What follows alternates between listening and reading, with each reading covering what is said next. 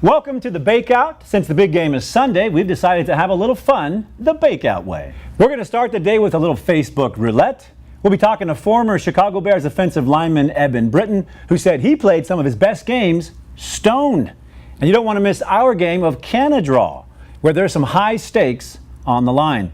Roberto, are you ready for the show today? Yes, sir. I am beyond excited, Frank, about today's show, and can't wait to hear. I guess we start with the news, right? Let's start with the news. Well, as you know, our 45th president was sworn into office, and at Donald Trump's inauguration, a grassroots organization got together and handed out joints to be lit and smoked at 420 at the National Mall. Robert, what are your thoughts on this as a protest? That's ridiculous, Frank. As a former U.S. Marine, I believe that, there's a time when you make that kind of statement, and when you make it, keep in mind how it's affecting all the people around you. So there's kids walking around. So I just felt that, okay, statement good, but the way they did it could have been better. Was there a better way to make this statement at this time in the cannabis struggle? Well, they definitely got our attention, so job well done. Maybe that was the point. I just think that there is a better way of doing it that's a little bit more respectful, a little bit more tact. The strategy could have definitely been a little bit better. In other news, now that the recreational use of cannabis is legal in Nevada, the Nevada Athletic Commission is considering to lift the ban.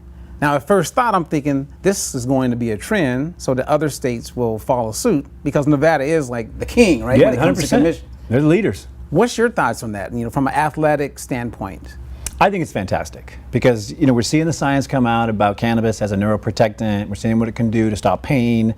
And these athletes in particular in the combative sports need this type of medicine. And you see athletes like Nick Diaz, they gave him a $165,000 fine and a 5-year suspension for multiple cannabis tests. And it's like, that's your whole career when you start looking at, peak athleticism. And that's just totally wrong. Now, if this is lifted, will he get reimbursed?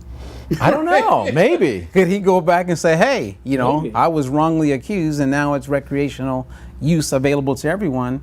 Why should I not have that money? Give it back. Maybe, yeah, possibly. And I think what you're going to see in other states is there's a battle now because, yes, it's legal in Nevada. And if the commission releases some of their, guidelines on it, will other commissions kind of step up to that? Even though it's illegal like in Texas and other states, how are they going to deal with that sort of gray area? Yeah, well, it's like I'm thinking of the athlete comes to Vegas, they do a great job, and then they go to Texas where it's illegal, and they blame it on the fact that, hey, I didn't have access to my cannabis. Sure. Why not? So performance was not where I would have liked it to be. Interesting to see where this all goes. Finally, a dog named Bo has predicted that Atlanta will win the big game on Sunday. Robert, would you ever pick a game based on an animal prediction? Absolutely. What? That's crazy. Well, put it this way. When I was a kid, my mom used to always say, if you're lost and you're wanting to get somewhere, go to a liquor store. And when you get to the liquor store, look around and you'll find a guy that's, he's a drunk. Ask him and he's going to tell you exactly how to get to where you want to be. And when it comes to this game, because I don't watch football, I'm going with the pet. So just to be clear, your mom told you to go find a drunk, yes, get directions in case you're lost. Yeah. I like your mom. That's all right. Mom's good. Coming up, we'll play a little Facebook roulette, and we'll see who our lucky winner is when we come back.